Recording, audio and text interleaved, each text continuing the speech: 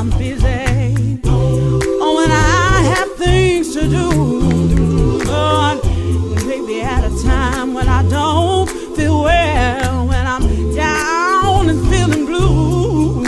Lord, but then I realize that I must submit to the call you place on my life.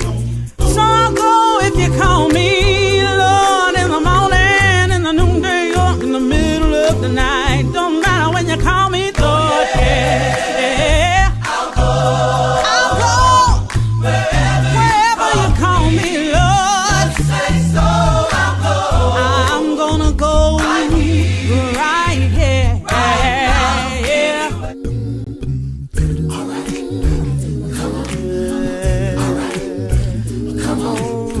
Look at here, y'all. If you're tired of the devil pressing us down, come on, it's time to fight. Well, I know it seems like the devil seems like he's winning sometimes, but I came here to let you know that the devil is a lie. God is true. God said no weapon formed against us shall prosper. Come on. Look at your neighbor and say, everything is gonna be alright. Go get your armor. Go get your armor and fight the fight. Go get your helmet, get your sword, and get your shield. It's time to stand. Stand and do God's will. Everything is gonna be okay. Yeah. Look out, the enemy is on his way. Watch out now. Come on. With God on my side. With God, everything. I came to tell you.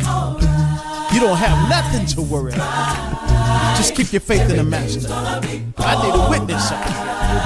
Marissa, Philip, come here. Sing. Everything is gonna be alright. Though your day seems dark as night. Satan's strong, but God is stronger. So keep the faith and you gotta keep pressing on. Everything is gonna be okay. God has promised He will make a way. With God before us, who can destroy us? Stand tall, the victory is won. What can separate us from God's love? So tribulation, no distress, persecution, nakedness.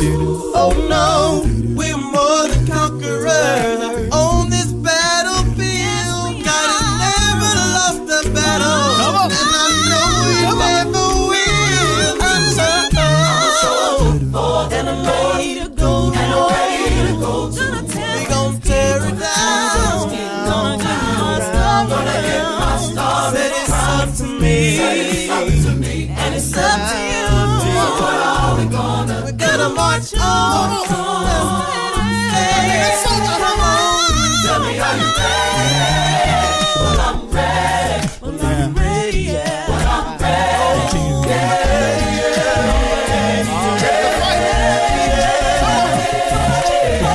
Are you ready? I'm ready.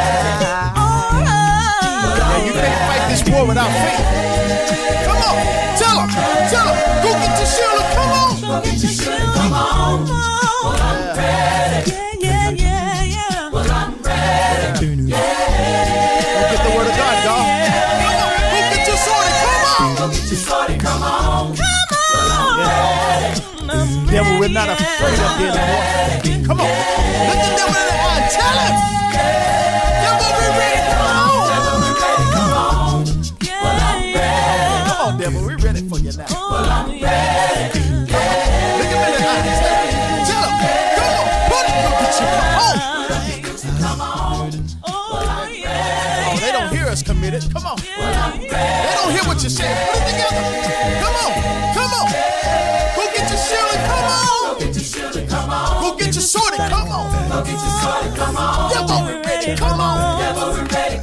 Put it. Come on.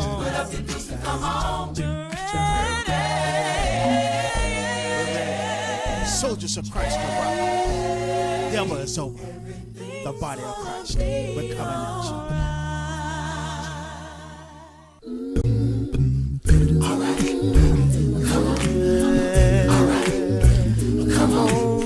Look at here, y'all. If you're tired of the devil pressing us down, come on, it's time to fight. Well, I know it seems like the devil Seems like he's winning sometimes. Good evening. Welcome to our annual Black Heritage Program. I'm Brother Chris Morgan, and I will be the MC for this evening. So we'll get started. If you don't have a program, we have a few copies. Just raise your hand. If not, please share with your neighbor.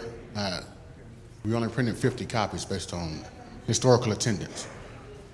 I'll open us up with the selection. Brother Rao will give us a prayer, and then I'll come back and do a brief welcome and purpose, and we will get to the talent. Kumbaya, my Lord, kumbaya. Kumbaya, my Lord, kumbaya.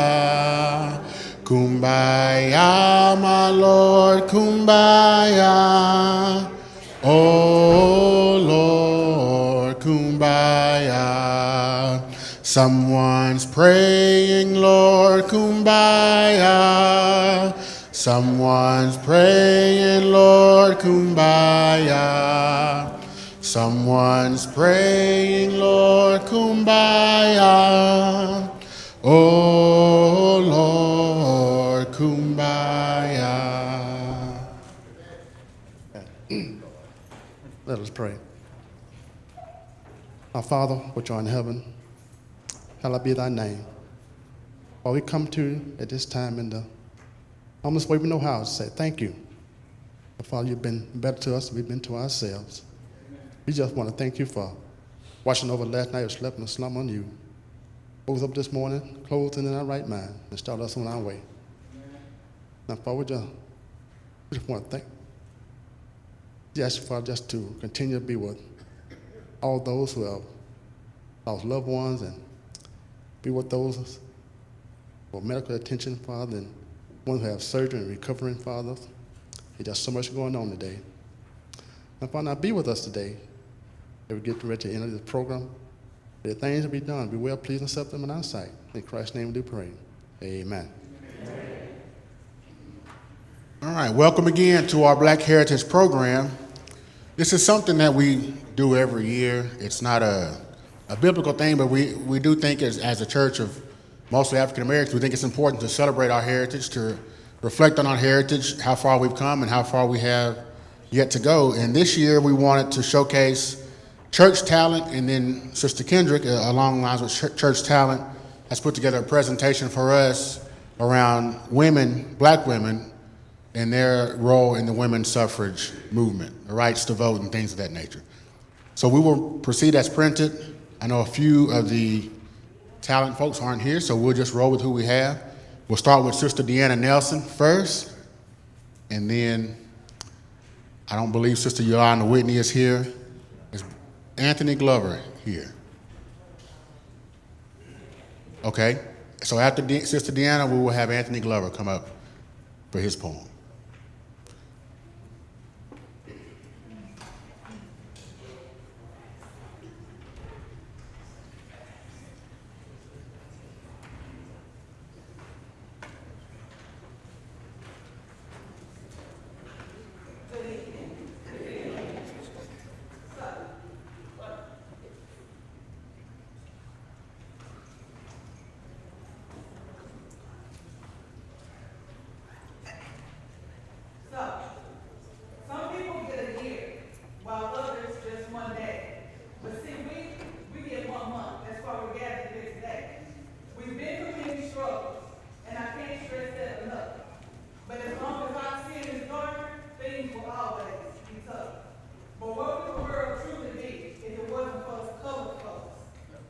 Relax and truly think about these next upcoming jokes. Rebecca asked Lil Tim what he wanted for lunch as he sit back, crossed his arms and uttered, "Just make sure it ain't no PB&J, cause George Washington, Lord, George Carver invented that butter. Walking around with our afros and puffs, so others quick to stare. But thank God for Madam C.J. Walker, one press, now they don't care. Now let's talk about some's favorite sport. My, oh my, how the balls would flee. But if it had not been for Robert Fleming Jr., who in, Lord, y'all got me going.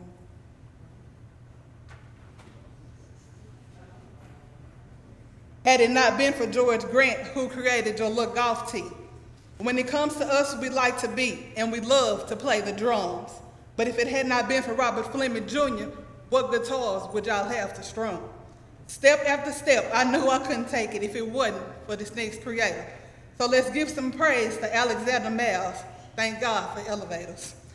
Driving your Benz all fast down the lanes with wrecks from left and to the right. Garrett Morgan, they don't even pay attention, but still thank you for those traffic lights. These are just a few people who greatly paved the way. So stay in school and off the streets, and one day you'll get recognized.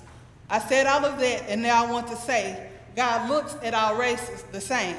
So hold your head high and always be proud, because him, none other can defame.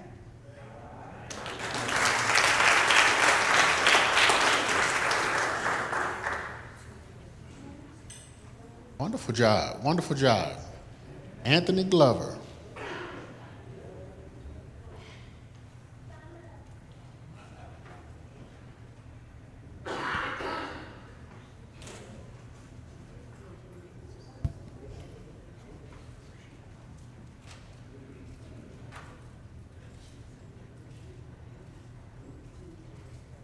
My poem is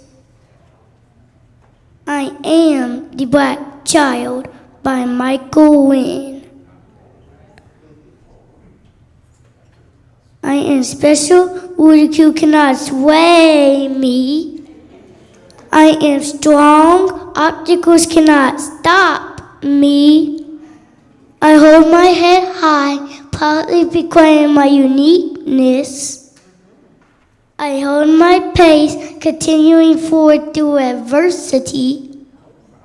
I am proud of my heritage. I am confident that I can achieve my every goal. I am becoming that all I can be. I am the black child. I am a child of God.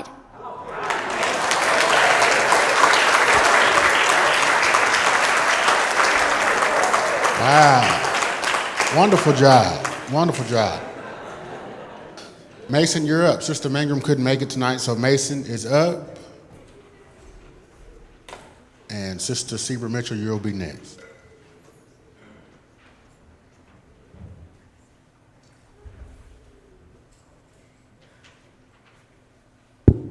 My poem is I Am the Black Child.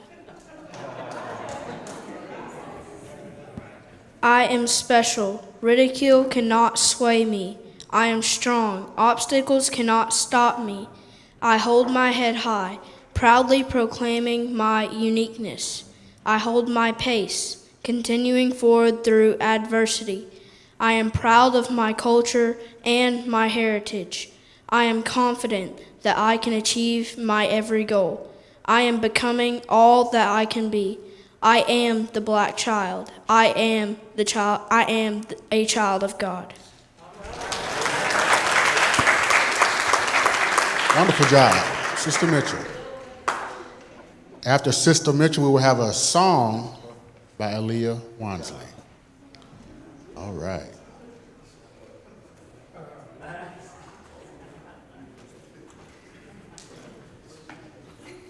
Good evening.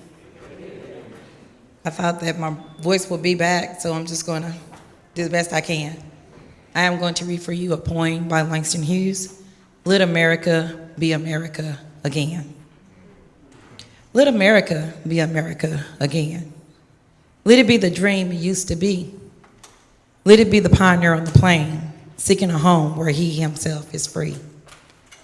America never was America to me. Let America be the dreamer's dream. Let it be that great strong land of love, where never kings connive nor tyrants scheme, that any man be crushed by one above. It never was America to me. Oh, let my land be a land where liberty is crowned with no false patriotic wreath, but opportunity is real and life is free. Equality is in the air we breathe. There's never been equality for me, nor freedom in this homeland of the free. Say, who are you that mumbles in the dark? And who are you that draws your veil across the star? I am the poor white, fooled and pushed apart. I am the Negro bearing slavery scars. I am the red man driven from the land. I am the immigrant clutching the hope I seek and finding only the same old stupid plan of dog eat dog, of mighty crush the weak. I am the young man full of strength and hope, tangled in the ancient English chain of profit, power, gain, of grab the land, of grab the gold, of grab the ways of satisfying need, of work the men, of take the pay, of owning everything for one's own greed. I am the farmer, bondsman to the soil. I'm the worker sold to the machine. I'm the Negro servant to you all. I am the people, humble, ain't hungry, mean, hungry yet today, despite the dream. Beaten yet today, oh pioneers, I am the man who never got ahead, the poorest worker, battered through the years. Yet I am the one who drank our basic dream in the old world while still a serf of kings, who drank a dream so strong, so brave, so true, that even yet its mighty daring sings in every brick and stone, in every furrow turn. That's made America the land it has become. Oh, I'm the man who sailed those early seas in search of what I meant to be my home. For I'm the one who left dark Ireland's shores and Poland's plains and England's grassy lea. And torn from black Africa's strands, I came to build a homeland of the free. The free? Who said free? Not me. Surely not me. The millions on relief today, the millions shot down when we strike, the millions who have nothing for our pay, for all the dreams we've dreamed, and all the songs we sing, and all the hopes we held, and all the flags we hung. The millions who have nothing for our pay, except the dreams that's almost dead today. Oh, let America be America again. The land that never has been yet, and yet must be. The land where every man is free. The land that's mine. The poor man's, Indians, Negroes, me. Who made America? Whose sweat and blood, whose faith and pain, whose hand at the foundry, whose plow in the rain, must bring back our mighty dream again. Sure. Call me any ugly name you choose. The steel of freedom does not stain. For those who live like leeches on the people's lives, we must take back our land again. America. Oh yes, I said it plain. America never was America to me. And yet I swear this oath, America will be. Out of the dark and ruin of our gangsters' death, the rape and rot of gaff and theft and lies, we, the people, must redeem the land, the mines, the plants, the rivers, the mountains, and the endless plains. All the stretch of these great green states, and make America again.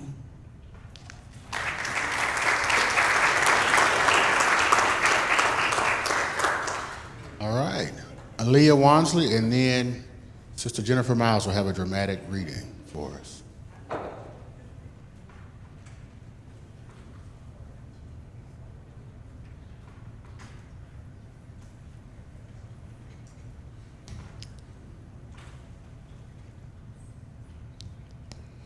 This little light of mine, I'm gonna let it shine. This little light of mine, I'm gonna let it shine. This little light of mine, I'm gonna let it shine. Let it shine, let it shine, let it shine. Everywhere I go, I'm gonna let it shine. Everywhere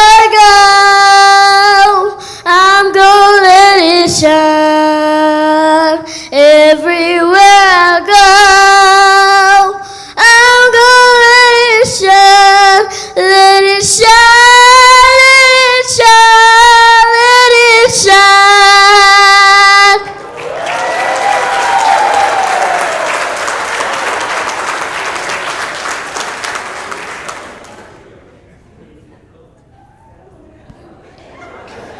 I was waiting on another one. I'm sorry. Wonderful job. Wonderful job. I don't know if y'all can hear her on Sundays, but I can hear her down in front on Sundays now. We can hear her. Yeah, her and the McKnight, little McKnight. Wonderful job. Sister Myles with the dramatic reading.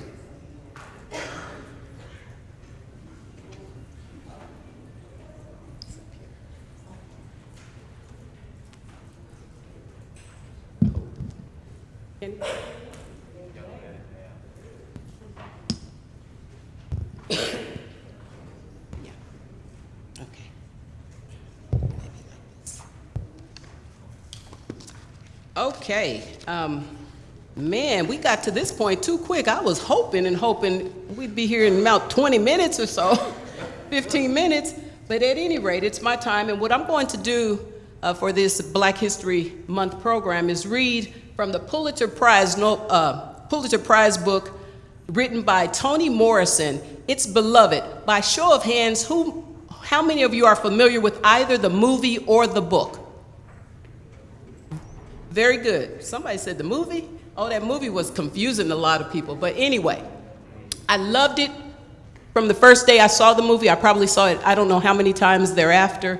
And the book, I am just now getting to read the book. So this is fresh and new to me, but I love Beloved. Okay, so what is happening is I'm going to jump in. You see how big the novel is. I'm jumping in at a point where if you read those list of names I gave you, when I say something, it'll be helpful to you. If you did not, just hang on in there and try to understand and follow, okay? So I'm going to enter the story at a point where Paul D., who is dating Setha at this point, they're old friends from an old plantation. His friend at work just told him some news about Setha. He told Paul D. that Setha killed her baby. And Paul D. again is dating her at this time and does not know that. So Paul D., where I jump in, is presenting to Setha the newspaper clipping with a lady on it. And he didn't directly ask her, but he asked her. So I'm gonna jump in right there. Okay. I think I'm gonna read from the paper. Might be easier. It made him dizzy. At first, he thought it was her spinning, circling him the way she was circling the subject, round and round, never changing direction, which might have helped his head. Then he thought, no, it's the sound of her voice. It's too near. Each turn she made was at least 3 yards from where he sat. But listening to her was like having a child whisper in your ear so close you could feel its lips form the words you couldn't make out because the words were too close, the lips were too close. He caught only pieces of what she said, which was fine because she hadn't gotten to the main part, the answer to the question he had not asked outright, but which lay in the clipping he showed her, and lay in the smile as well, because he smiled too when he showed it to her. So when she burst out laughing at the joke, the mix-up of her face put where some other colored woman's ought to be, well, he'd be ready to laugh right along with her. Can you beat it? He would ask. And Stamp done lost his mind, she would giggle. Plumb lost it. But his smile never got a chance to grow. It hung there, small and alone, while she examined the clipping and handed it back. Perhaps it was the smile or maybe the ever-ready love she saw in his eyes, easy and upfront, the way cults, evangelists, and children look at you with love you don't have to deserve, that made her go ahead and tell him what she had not told baby Suggs, the only person she felt obliged to explain anything to. Otherwise, she would have said what the newspaper said she said and no more. Setha could recognize only 75 printed words, half of which appeared in the newspaper clipping. But she knew that the words she did not understand hadn't any more power than she had to explain. It was the smile and the upfront love that made her try. I don't have to tell you about Sweet Home, what it was, but maybe you don't know what it was like for me to get away from there. Covering the lower half of her face with her palms, she paused to consider again the size of the miracle, its flavor. I did it. I got us all out, without Hallie too. Up till then, it was the only thing I ever did on my own. Decided. And it came off right, like it was supposed to. We was here, each and every one of my babies, and me too. I birthed them, and I got them out, and it wasn't no accident. I did that. I had help, of course, lots of that, but still, it was me doing it. Me saying, go on, and now. Me using my own head, me having to look out. But it was more than that. It was a kind of selfishness I never knew nothing about before. It felt good, good and right. I was big, Paul D, and deep and wide, and when I stretched out my arms, all my children could get in between. I was that wide. Looked like I loved them even more after I got here. Or maybe I couldn't love them proper in Kentucky because they wasn't mine to love. But when I got here, when I jumped down off that wagon, there wasn't nobody in the world I couldn't love if I wanted to. You know what I mean? Paul D. did not answer because she didn't expect or want him to, but he did know what she meant. Listening to the Doves in Alfred, Georgia, and having neither the right nor the permission to enjoy it, because in that place, mist, doves, sunlight, copper dirt, moon, everything belonged to the men who had the guns. Little men, some of them, big men too, each one of whom he could snap like a twig if he wanted to. Men who knew their manhood lay in their guns and were not even embarrassed by the knowledge that without gunshot, Fox would laugh at them. And these men who made even Vixen laugh could, if you let them, stop you from hearing doves or loving moonlight. So you protected yourself and loved small. Picked the tiniest star out of the sky to own. Lay down with head twisted in order to see the loved one over the rim of the trench before you slept. Stole shy glances at her between the trees at Chain Up. Grass blades, salamanders, spiders, woodpeckers, beetles, a kingdom of ants. Anything bigger wouldn't do. A woman, a child, a brother. A big love like that would split you wide open in Alfred, Georgia. He knew exactly what she meant. To get to a place where you could love anything you chose, not to need permission for desire, well, now that was freedom. Circling, circling. Now she was gnawing at something else instead of getting to the point. There was this piece of goods Mrs. Garner gave me, calico stripes it had with little flowers in between. About a yard, not enough for more than a head tie, but I've been wanting to make a shift for my girl with it.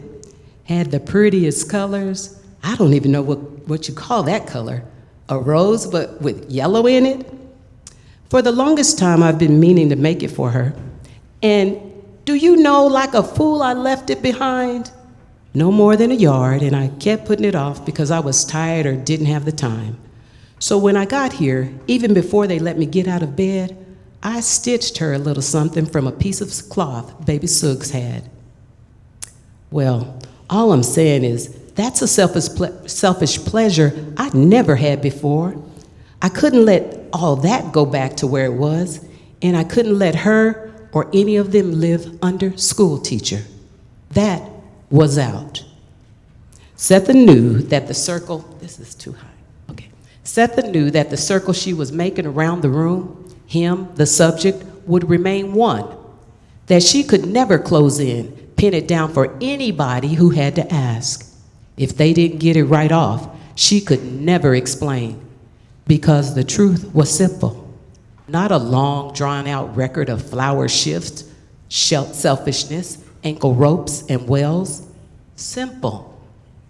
She was squatting in the garden, and when she saw them coming and recognized school teacher's hat, she heard wings. Little hummingbirds stuck their needle beaks through her headcloth, into her hair, and beat their wings. And if she thought anything, it was no, no, no, no, no, no, no. Simple. She just flew, collected every bit of life she had made, all the parts of her that were precious and fine and beautiful, and carried, pushed, dragged them through the veil, out, away, over there where no one could hurt them, over there, outside this place where they would be safe. And the hummingbird wings beat on.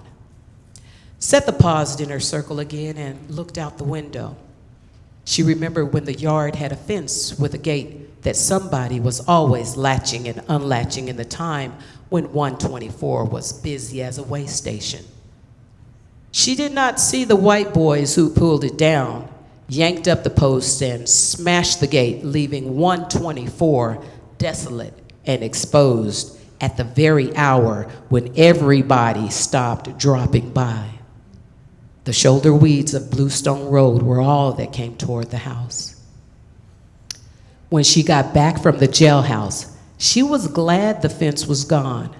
That's where they hitched their horses, where she saw floating above the railing as she squatted in the garden, school teacher's hat. By the time she faced him, looked him dead in the eye, she had something in her arms that stopped him in his tracks. He took a backward step with each jump of the baby heart, until finally there were none. "I stopped him," she said, staring at the place where the fence used to be. "I took and put my babies where they'd be safe."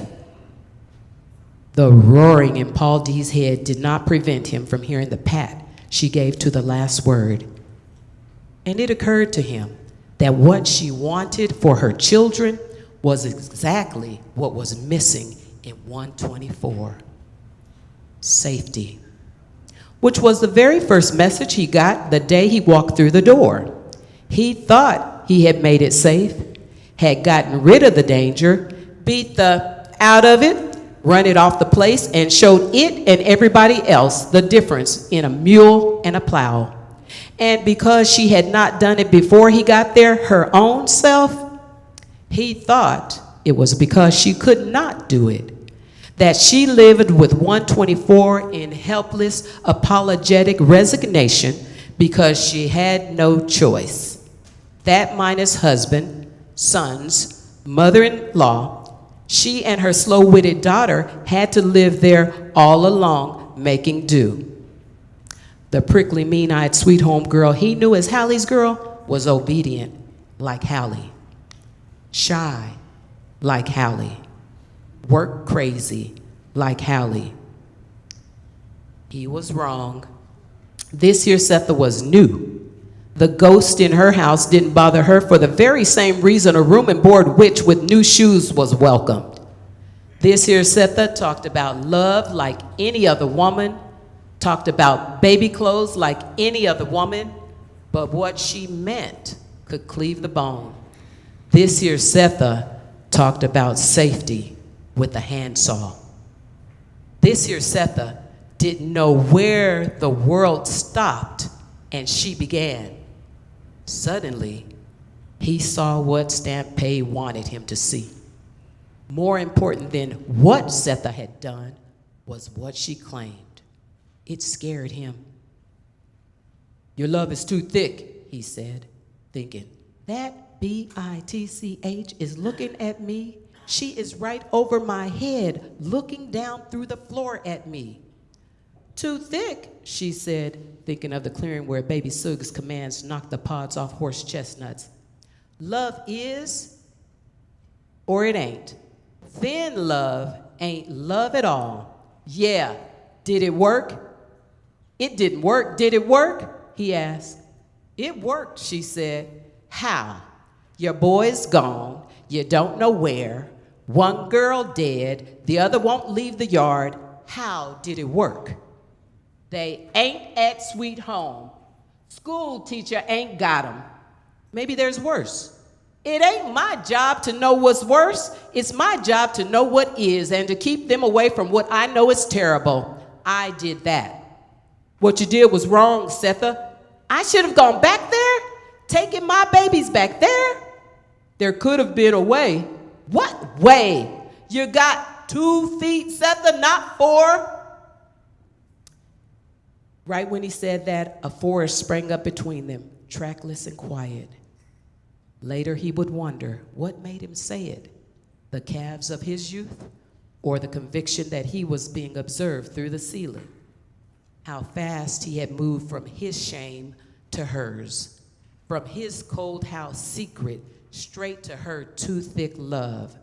Meanwhile, the forest was locking distance between them, giving it shape and heft. He did not put his hat on right away. First he fingered it, deciding how his going would be, how to make it an exit and not an escape. And it was very important not to leave without looking. He stood up, turned, looked up the white stairs. She was there all right, standing straight as a line with her back to him. He didn't rush to the door. He moved slowly, and when he got there, he opened it before asking Setha to put supper aside for him because he might be a little late getting back. Only then did he put on his hat. Sweet, she thought. He must think I can't bear to hear him say it, that after all I have told him, and after telling me how many feet I have, goodbye would break me to pieces. Ain't that sweet? So long, she murmured from the far side of the forest. Thank you very much.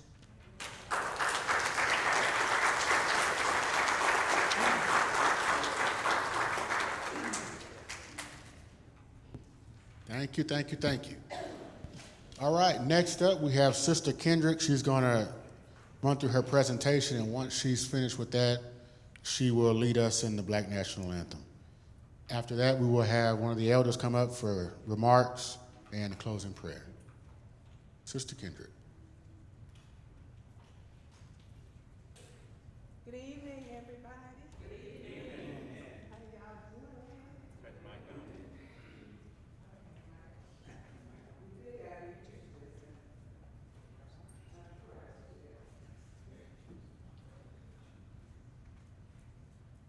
Oh, okay.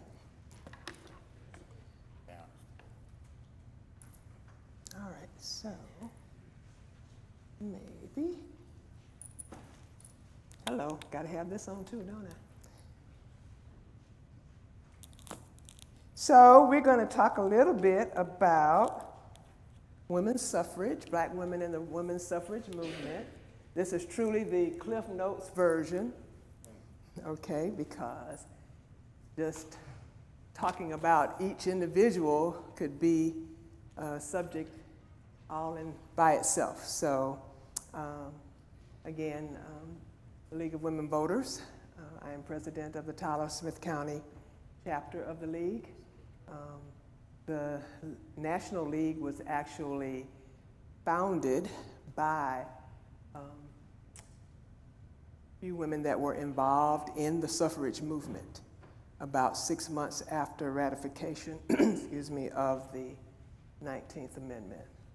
So when we talk about suffrage, we're just talking about the right to vote, obviously. And so the movement itself started in 1848, and there was a convention in Seneca Falls, at Seneca Falls in New York, and I'll talk about the women that were initially a part of that started the movement, but the whole issue was obviously about the lack of voting, a lack of women's ability to vote. And at that convention, they really came up with some resolutions that called for the right to vote, equality under the law and educational opportunities for women. They adopted a declaration of sentiments that declared that all men and women were created equal. And finally, ultimately, I believe 42 years later, August 26, 1920, the 19th Amendment was certified by the U.S. Secretary of State that gave women the right to vote. Now, there were some states, and this was, again, throughout the U.S., there was some states that actually already allowed women to vote, but this was, again, the federal law that came into play. So, who were some of the leaders then who were present at that suffrage movement? You may have heard some of these names before. Elizabeth Cady Stanton was one of them. Most of the women, the white women, of course, that were involved, their husbands they were already anti-slavery in that movement. They were abolitionists, okay? So they were really against slavery. And her husband was an abolitionist lecturer, and again, she was one of the key people that were involved in establishing or starting the movement. But she also was concerned about women's property rights, concerned about ending slavery. The other person, Susan B. Anthony, was one of the leaders of that movement. Again, her family were Quakers, and of course, in that religion, they certainly believed that everyone was equal, okay, equal rights for everybody. Frederick Douglass was friends with this family. She actually met Elizabeth Stanton in 1851, and ultimately they formed the National Women's Suffrage Association. Lucy Stone was also in this group. Her husband also was an abolitionist, and she was born in Massachusetts. She also formed an association of women that was called the American Women's Suffrage Association. And so this particular organization was fighting for women's rights on a state-by-state basis. Alice Paul. Now, she was kind of the fiery one of the group, okay?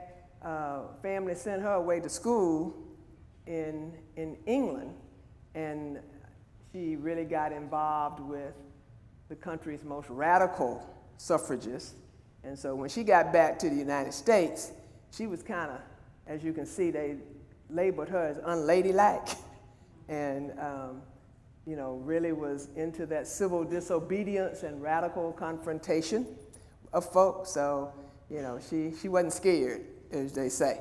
All right, she confronted people.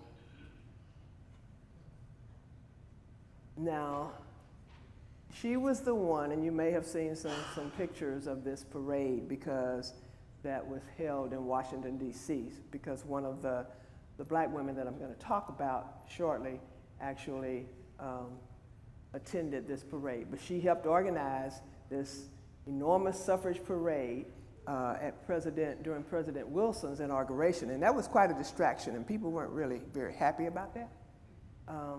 And later on, she, again, pretty active. She and the National Women's Party that she was a part of, they decided it was necessary to picket the White House. And 7 months they were picketing. And they did get arrested and got put in prison, actually. But again, she was true to what her mission was in that respect.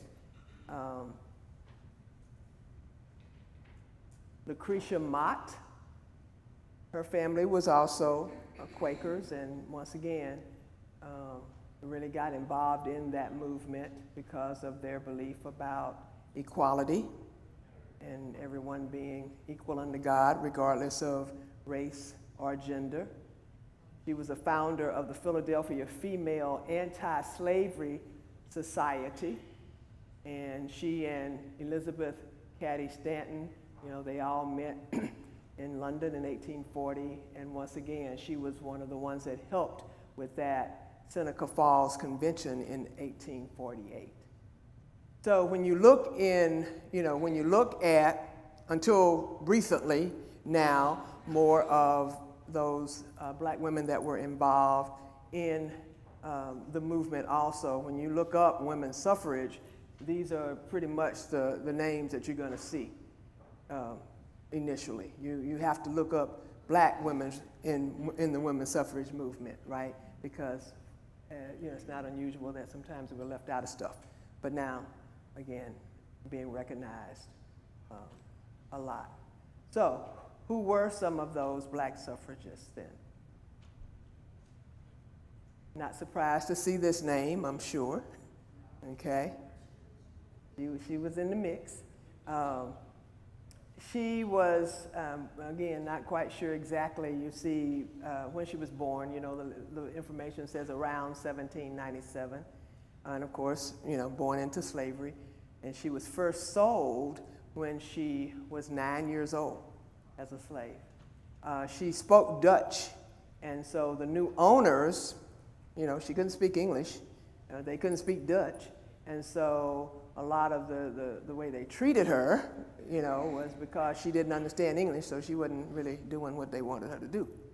And so she ran away in 1827.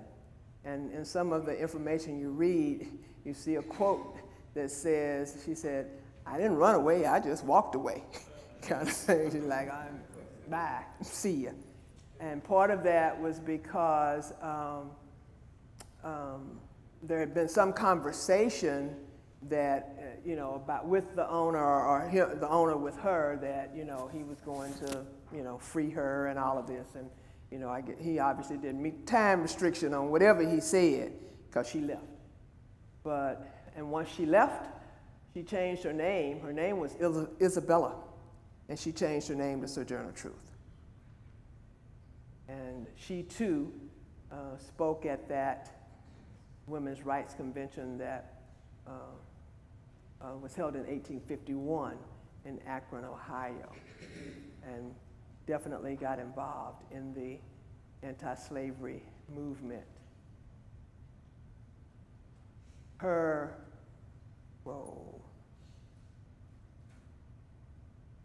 Ain't I a Woman speech, or the speech that she gave where she talked a lot about Ain't I a Woman, really is kind of considered one of the most famous abolitionists and women's rights speeches in history. And in that speech, she talks about, just in general, I see, women, being helped. I see women, doing various things, or men helping women do various things. And she just had a lot of comparisons about her versus, other people. And so it was like, ain't I a woman? It's very interesting if you read it in that regard, but very vocal and continued to speak out for the rights of African Americans and women during and after the Civil War. And she died in Battle Creek, Michigan in 1883. This is another prominent woman, Frances Ellen Watkins Harper. Now, her parents were not slaves when she was born in Baltimore, Maryland. And then she actually moved north to teach. There was a statement in some of her information that says, some people leave home to marry, and I left home to teach. So, and one of the spaces that she lived in was a home that served as an underground railroad station. So she was in the mix. Now, and that is what her being in that environment and hearing the stories of those individuals who had escaped, that just put the pin on it for her as far as becoming an activist. Now, what happened was, so she left Baltimore, Maryland, but she was not able to return to Maryland because there was a law that had been passed in 1854 that if you came back, even if you were free, guess what? You weren't going to be free no more. So, at any rate, so she did not ever really go back home. She was really, and again, certainly the conversations about women's rights, I mean, for us, and I say us because I kind of identify with them, women's rights and the right to vote was important, but we had a whole lot of other things to be concerned about too, right, in respect to just equality and in general and rights for all men and women. It was kind of a difficult time, but she was one of the ones that, because even within that original formation of organization with Susan B. Anthony and Elizabeth Stanton and all of that, they began to disagree a little bit on various things, particularly related to, so how far do we go with this, in respect to women's rights and then, men voting and, black men, all of that. So it created some division amongst that group in general. But Harper called them out on their racism that showed up, okay, and lack of solidarity. Because as their organizations grew, other women that joined their organizations didn't feel quite like, they did about stuff. And so sometimes they really, they didn't really want the black women present. It created some disturbance. And one of her speeches at one of the conventions later, where I thought was pretty powerful, she told them, you white women speak of rights, and I speak of wrongs. Because, folks still being lynched, folks, still a lot of equality going on, right? Inequality going on.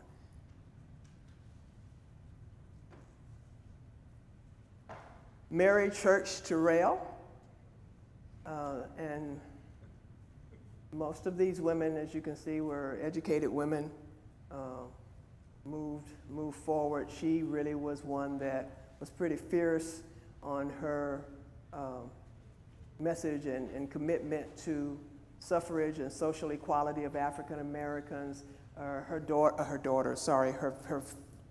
mother and father were business owners in Memphis, so they were pretty successful. She was one of the first black women to obtain a college degree. She earned a bachelor's and a master's. She taught high school in Washington, D.C. She had a degree from Oberlin College. But what was a big changing point in her life in respect to the direction that she really took in this movement, in 1892, one of her childhood friends, Thomas Moss, was lynched in Memphis.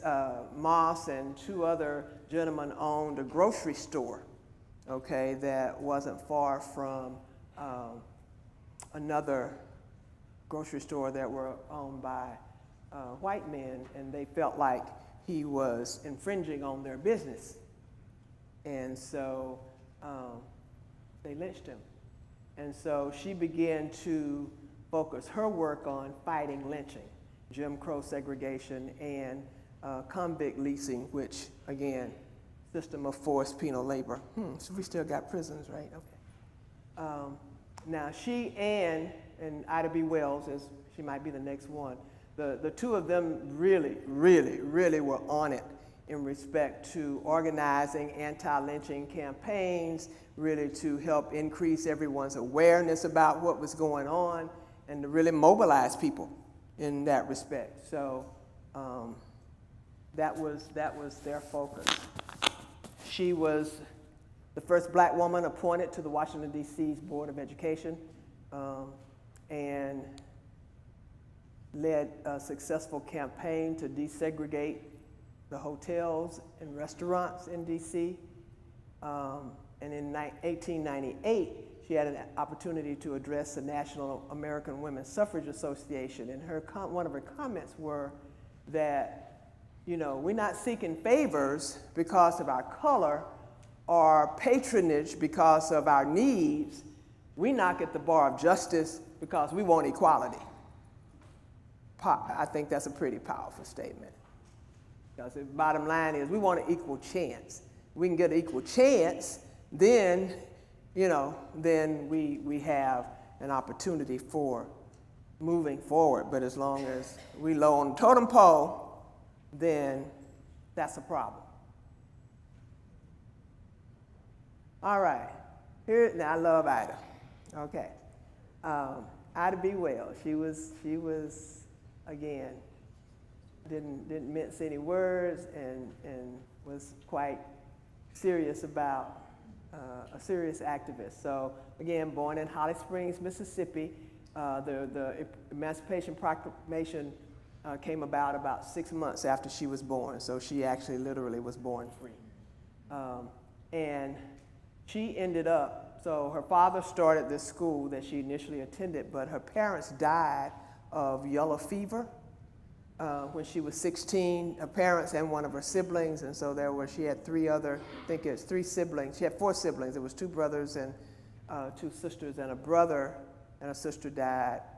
A brother died, and she and the other 3 siblings, they ended up moving to Memphis to live with an aunt, and she went to Fisk University in Nashville. She was a journalist, so she began to write about all this stuff that was happening, issues of race and politics, and published all of this information in newspapers and periodicals, and she actually eventually bought the Memphis Free Speech and Headlights, which was a newspaper, black newspaper. Now, she was traveling. I don't remember exactly where she was going to, but she was on a train, had first class ticket on the train, and conductor kicked her off the train because she refused to move to a segregated carriage. She bit the conductor, she fought, she bit the conductor, everything. She was like, she did not go willingly. Let's put it that way, she didn't go willingly.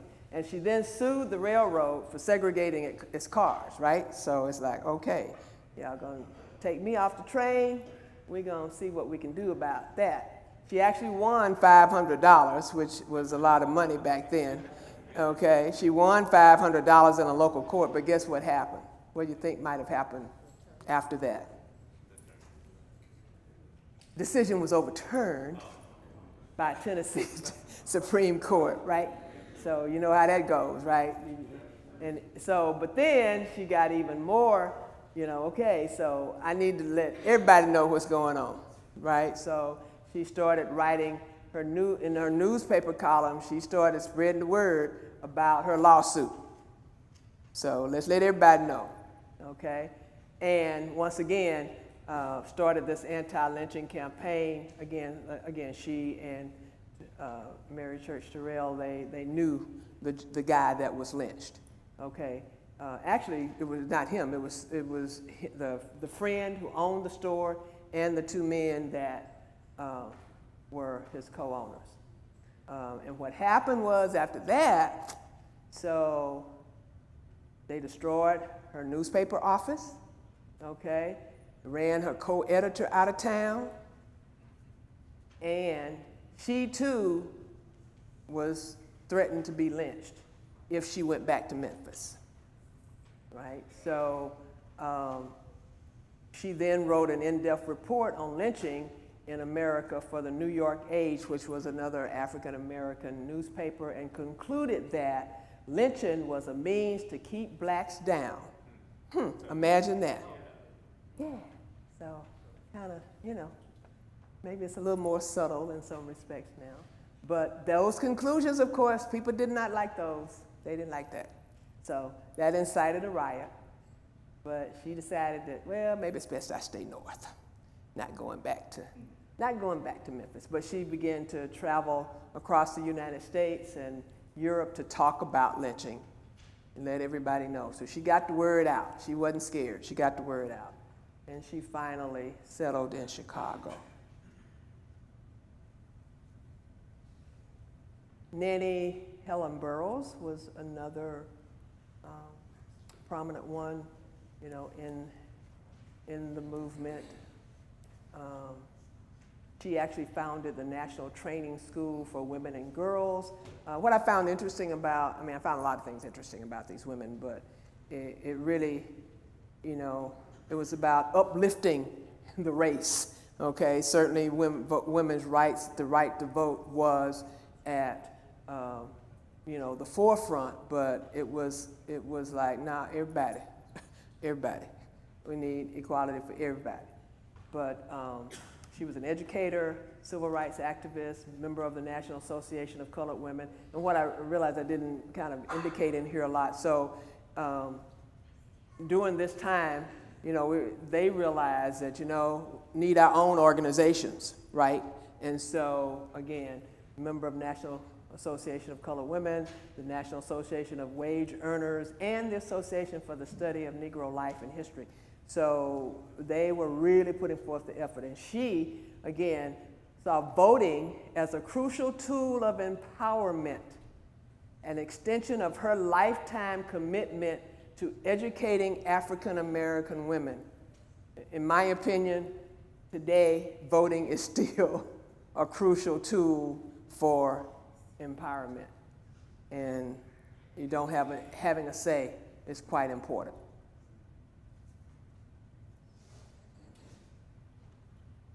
She too, again, spoke of the need to address lynchings, wrote about, but she was one that really felt it was important for black women and white women to work together, okay, to achieve the right to vote, that it was still important that it was a joint effort. But she also believed that suffrage for African American women was crucial to protecting their rights. Questions, comments about any of this? How much of this is being taught in school? My educators out there. That's not the answer I was hoping to hear.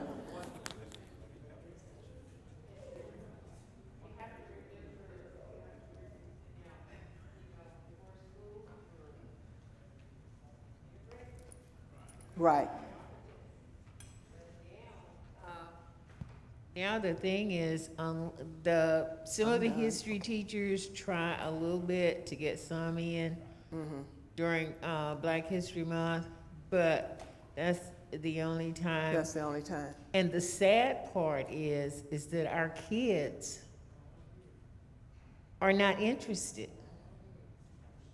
Okay. That's the sad part. Because when I was in the classroom, there were times that I tried, and it's like, well, that's old stuff. We don't need that. So our kids don't realize how much of this affects their lives still. And especially when you go back to like DJ's poem, naming all those people who did all those inventions that for a long time they didn't get credit for because they couldn't afford to develop them, so somebody else got credit for it. So we get a little bit. Okay. And you know, the kids, some of them, as I say, some make a special effort, but it's only during that time. During February, you know.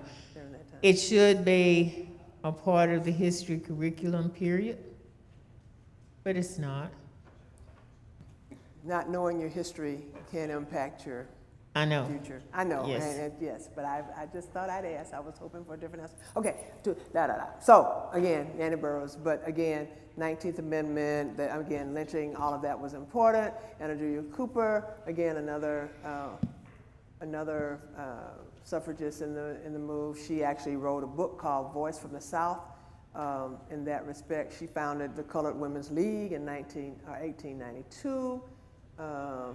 That was pretty much the ones that I had. So, hope this was informative.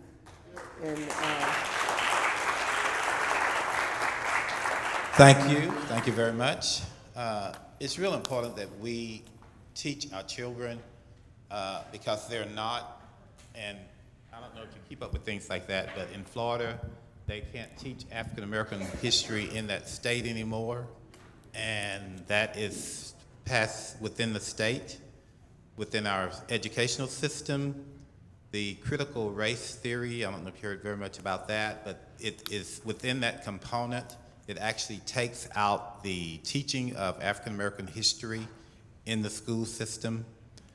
Right now in TISD, we have in high school, they can sign up for an elective on African American history, but only if they sign up for it. And like Sister Wilson was saying, our kids have not been signing up for it. So it's imperative that we instill the importance of being proud of who you are as an African American.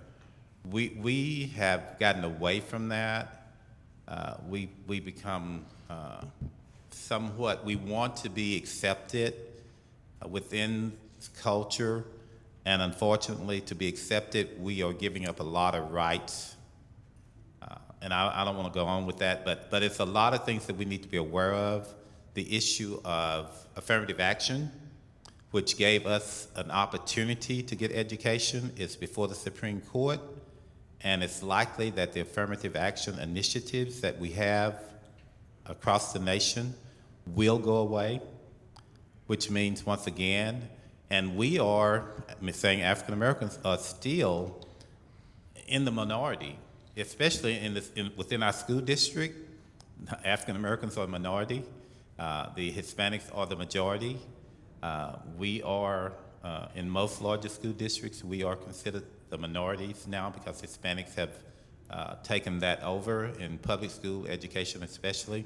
So unless we are really concerned about our history and losing a lot, we are going backwards because we have been very silent. We need to take, Rubye mentioned voting.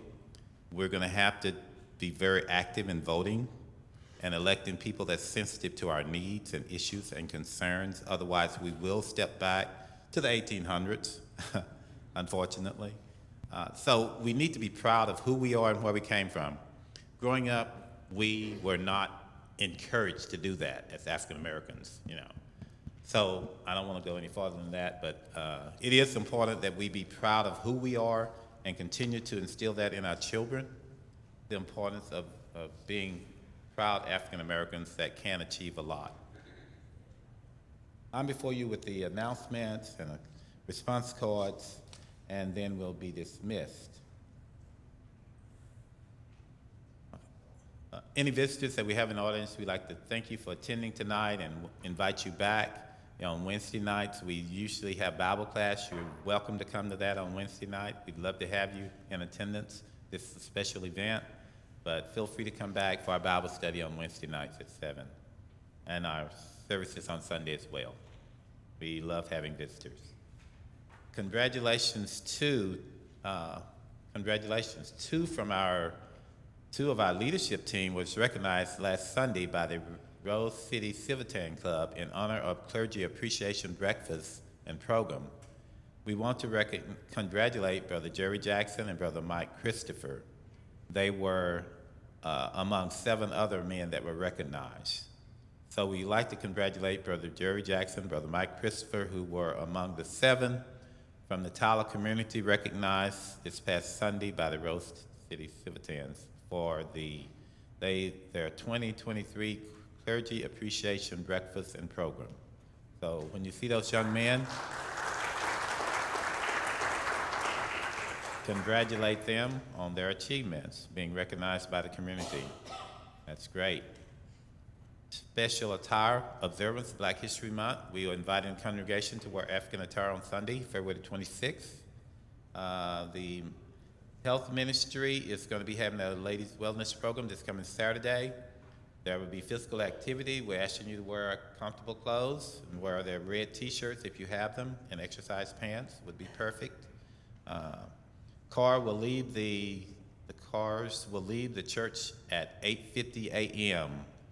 So if you don't know the directions, you can pick up a flyer and it has the directions on it. The men will be leaving for Russell Road at 7:15, so we're asking the men to be here by 7 a.m. so that we can leave promptly at 7:15. Our sympathy, we want to express our sympathy to the Bell family and the loss of Maurice Bell. Maurice Bell is Tricia Billington's first cousin.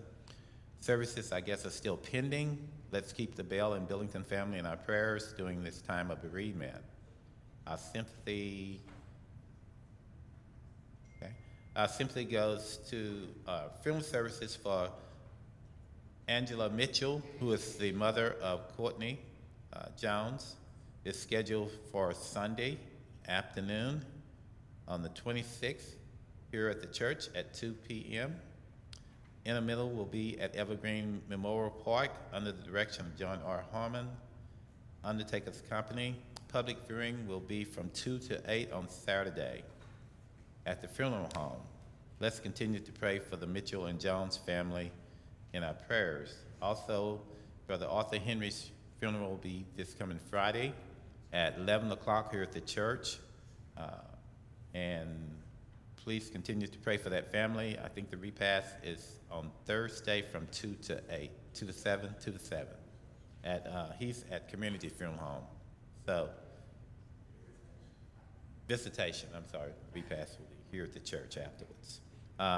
Let's continue to pray for those families, the Jones family, the Henry family, they kind of overlap in regards to that. So we want to be very mindful of those families. Friday night, this Friday night, the male chorus will be performing at the Liberty Theater downtown in relation to their program that the city is putting on. So we encourage anyone that can to go out and support that particular event. Some cards, if I can see this. With special thanks to all of you. To know you is to know people who are kind and compassionate, considerate, and thoughtful. To know you is to be grateful for special things you do. Thanks to you for the cards, texts, phone calls, flowers, monetary gifts, especially the words of encouragement on behalf of the Rao family. For everything you've done, for being the special people that you are, thank you very much. We love you. We have a couple of response cards. Sister Antoinette Ware desires the prayers of the church for Henry Bale. Lots of health problems. Sounds like he's giving up on life. Okay. And Sister Elfrida Neal desires the prayers of the church for Archie Hughes. She's in the hospital and worship at the University Church of Christ here in Tyler. Okay, let's go to our Heavenly Father in prayer. One more.